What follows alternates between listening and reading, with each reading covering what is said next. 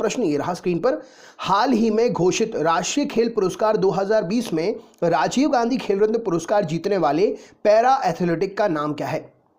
तो हाल ही में घोषित राष्ट्रीय खेल पुरस्कार 2020 में राजीव गांधी खेल रत्न पुरस्कार जीतने वाले पैरा एथलीट का नाम जो है Shri Mariyappan T, option number C यहां पर सही उत्तर हो जाएगा। श्री मरियप्पन टी ने हाल ही में घोषित राष्ट्रीय खेल पुरस्कार 2020 में राजीव गांधी खेल रत्न पुरस्कार जीता है। अगला क्वेश्चन देख लेते हैं।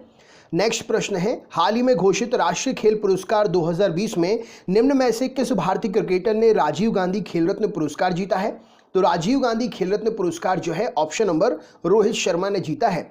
रोहित शर्मा ने 2020 का राजीव गांधी खेल रत्न पुरस्कार जीता है। ऑप्शन नंबर ए यहां पर सही उत्तर हो जाएगा। नेक्स्ट क्वेश्चन, राष्ट्रीय खेल पुरस्कार 2020 के लिए चयन समिति के अध्यक्ष का नाम क्या था?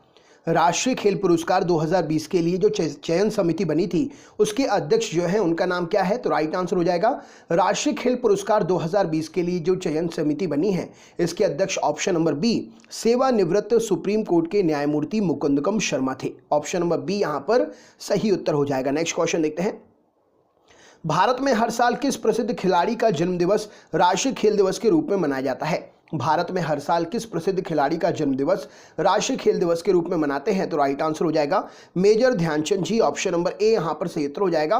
भारत सरकार ने 2012 से उनके जन्म दिवस को राष्ट्रीय खेल दिवस के रूप में मनाने का निर्णय लिया।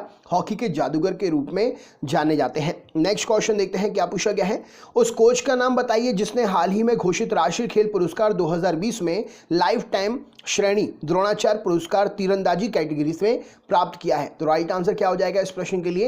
तो उस कोच का नाम क्या है? ऑप्शन नंबर श्री धर्मेंद्र तिवारी जी, यहां पर सही उत्तर हो जाएगा। इस वर्ष के राष्ट्रीय खेल पुरस्कार 2020 में तीरंदाजी से श्री धर्मेंद्र तिवारी कोच ने लाइफ टाइम श्रेणी में द्रोणाचार्य पुरस्कार प्राप्त किया है। नेक्स्ट क्वेश्चन देखते हैं क्या पूछा गया है, हाल ही में घोषित राष्ट्रीय खेल पुरस्कार 2020 में बैडमिंटन में अर्जुन पुरस्कार किसने जीता है?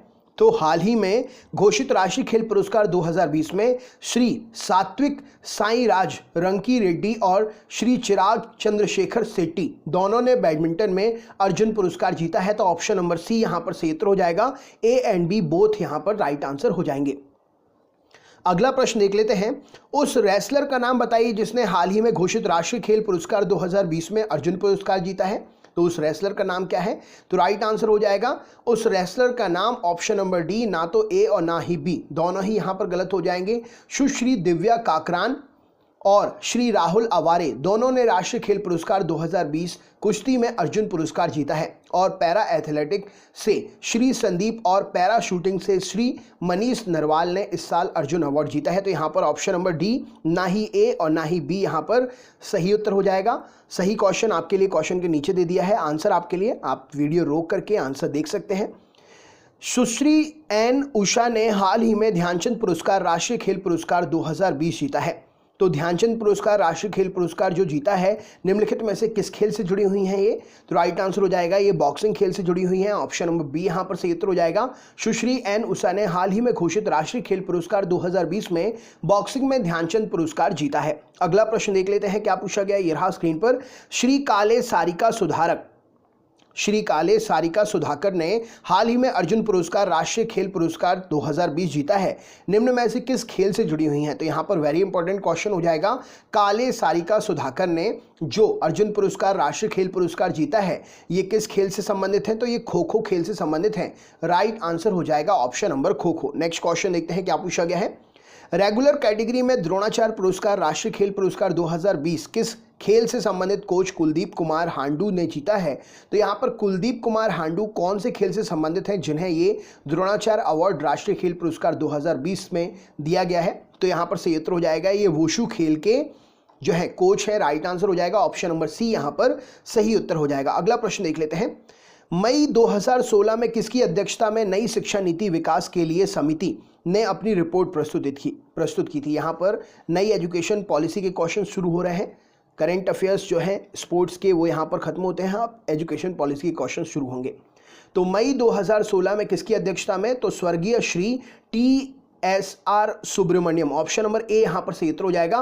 पूर्व कैबिनेट सचिव की अध्यक्षता में नई शिक्षा नीति के विकास के लिए समिति ने 16 मई 2016 में अपनी रिपोर्ट प्रस्तुत की थी और इसके आधार पर मंत्रालय ने कुछ input draft national education policy 2016 के लिए तैयार किए थे।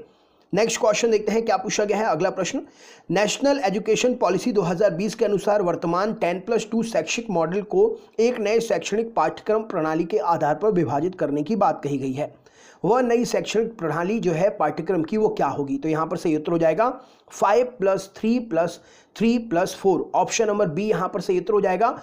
न्यू एजुकेशन पॉलिसी 2020 के अनुसार वर्तमान में जो 10+2 10+2 शैक्षणिक मॉडल चल रहा है उसको पहले 3 से 8, 8 से 11, 11 से 14 और 14 से 18 वर्ष के जो भी बच्चे हैं उनके अनुसार शैक्षणिक पाठ्यक्रम को 5+3+3+4 प्रणाली के आधार पर विभाजित करने की बात कही गई है। नेक्स्ट क्वेश्चन देखते हैं। एक्स्ट्रा फैक्ट सारे क्वेश्चन के नीचे लिख दिए हैं, आप वीडियो रोक करके क्वेश्चन के फैक्ट्स जो है नोट कर सकते हैं। राष्ट्रीय शिक्षा नीति 2020 में शिक्षक को किस कक्षा तक मातृभाषा या स्थानीय या क्षेत्रीय भाषा में पाठ पढ़ाने पर बल दिया गया है? तो राइट आंसर हो जाएगा कक्षा 5 तक जो है सभी विद्यार्थियों को मातृभाषा या स्थानीय भाषा या क्षेत्रीय भाषा में अध्यापन माध्यम को पढ़ाने के लिए कहा गया है। नेक्स्ट क्वेश्चन देख लेते हैं क्या पूछा गया है। किस वर्ष तक अध्यापन के लिए न्यूनतम डिग्री योग्यता 4 वर्षीय एकीकृत बीएड डिग्री का होना अनिवार्य किया जाएगा? तो राइट आंसर हो जाएगा ऑप्शन नंबर 2030 तक। 2030 तक अध्यापन के लिए न्यूनतम डिग्री योग्यता 4 वर्षीय एकीकृत बीएड डिग्री होना अनिवार्य है और राष्ट्रीय शिक्षा नीति 2020 के अनुसार ये जानकारी दी गई है। नेक्स्ट क्वेश्चन देखते हैं। निम्नलिखित में से कौन जून 2017 में नवगठित ड्राफ्टिंग न्यू एजुकेशन पॉलिसी 2020 के अध्यक्ष थे? तो राइट आंसर हो जाएगा ऑप्शन नंबर डॉक्टर के कस्तूरी रंगन। ऑप्शन नंबर बी यहां पर सही उत्तर हो जाएगा। प्रख्यात पूर्व इसरो प्रमुख डॉक्टर के कस्तूरी रंगन की अध्यक्षता में जून 2017 में नई शिक्षा नीति के निर्माण के लिए एक समिति का गठन किया गया था जिसने 2019 में राष्ट्रीय शिक्षा नीति मसौदा प्रस्तुत किया। राइट आंसर हो जाएगा। नेक्स्ट क्वेश्चन देख लेते हैं। राष्ट्रीय शिक्षा नीति 2020 के अनुसार उच्च शिक्षण संस्थानों में सकल नामांकन अनुपात ग्रॉस एनरोलमेंट रेशियो को कितना प्रतिशत बढ़ाने का लक्ष्य रखा गया है? तो ये सकल जो शिक्षण संस्थान में सकल नामांकन अनुपात ग्रॉस एनरोलमेंट रेशियो जो है इसको 50% तक बढ़ाने की बात कही गई है। राइट आंसर हो जाएगा। अगला प्रश्न देख लेते हैं क्या पूछा गया है। न्यू एजुकेशन पॉलिसी 2020 में एमएचआरडी द्वारा किसकी संस्थापना की मांग की गई है? तो राइट आंसर हो जाएगा एमएचआरडी के द्वारा नेशनल रिसर्च फाउंडेशन की स्थापना की मांग की गई है। ऑप्शन नंबर सी यहां पर सही उत्तर हो जाएगा। नेक्स्ट क्वेश्चन, निम्न में से कौन सा भारतीय राज्य चीन के साथ सीमा साझा नहीं करता है? निम्न में से कौन सा भारतीय राज्य चीन के साथ सीमा साझा नहीं करता है? तो ऑप्शन नंबर बी सिक्किम जो है चीन के साथ सीमा साझा नहीं करता। यहाँ से भारत और चीन जो भी विवाद है उससे रिलेटेड क्वेश्चन शुरू हो रहे हैं। भारतीय राज्य असम चीन के साथ सीमा साझा नहीं करता, जबकि विकल्प में दिए गए अन्य राज्य जो है चीन के साथ सीमा साझा करते हैं। नेक्स्ट क्वेश्चन देख लेते हैं। भारत और चीन सीमा के बीच की रेखा क्या कहलाती है? तो भारत और चीन के सीमा के बीच की रेखा मैकमोहन रेखा कहलाती है। ऑप्शन नंबर सी यहाँ पर सही उत्तर हो जाएगा। भारत के उत्तर पूर्व क्षेत्र और तिब्बत के बीच सीमांकन रेखा है मैकमोहन रेखा। यह रेखा 1914 में सर हेनरी मैकमोहन द्वारा शिमला कन्वेंशन में प्रस्तावित की गई थी और मैकमोहन रेखा चीन और भारत के बीच में कानूनी सीमा नहीं है। नेक्स्ट क्वेश्चन देखते हैं क्या पूछा गया है। निम्न में से कौन भारत और चीन के बीच विवादित स्थल नहीं है? तो यहाँ पर राइट आंसर हो जाएगा लिपुरेख पास जो है भारत और चीन के बीच में विवादित पास नहीं, जबकि अन्य 3 स्थान भारत और चीन के बीच में विवादित स्थल हैं। नेक्स्ट क्वेश्चन देखते हैं क्या पूछा गया है। बाघा बॉर्डर किसके बीच में मौजूद है? बाघा बॉर्डर जो है भारत और पाकिस्तान के बीच में मौजूद है। ऑप्शन नंबर ए यहाँ पर सही उत्तर हो जाएगा। यह स्थान अपने ध्वज समारोह के लिए बहुत प्रसिद्ध है। नेक्स्ट क्वेश्चन देख लेते हैं क्या पूछा गया है। निम्न में से कौन सा देश भारत के साथ सीमा साझा नहीं करता है? तो राइट आंसर हो जाएगा मालदीव जो है भारत के साथ सीमा साझा नहीं करता है। हालांकि इसमें लक्षद्वीप भारत के साथ बहुत कम समुद्री सीमा साझा करता है और भारत के साथ भूमि सीमा साझा नहीं करता है मालदीव। नेक्स्ट क्वेश्चन देखते हैं अगला प्रश्न। निम्न में से किस देश की भारत के साथ सबसे लंबी सीमा है? राइट आंसर क्या हो जाएगा? तो भारत की सबसे लंबी सीमा जो है बांग्लादेश के साथ में। ऑप्शन नंबर बी यहाँ पर सही उत्तर हो जाएगा।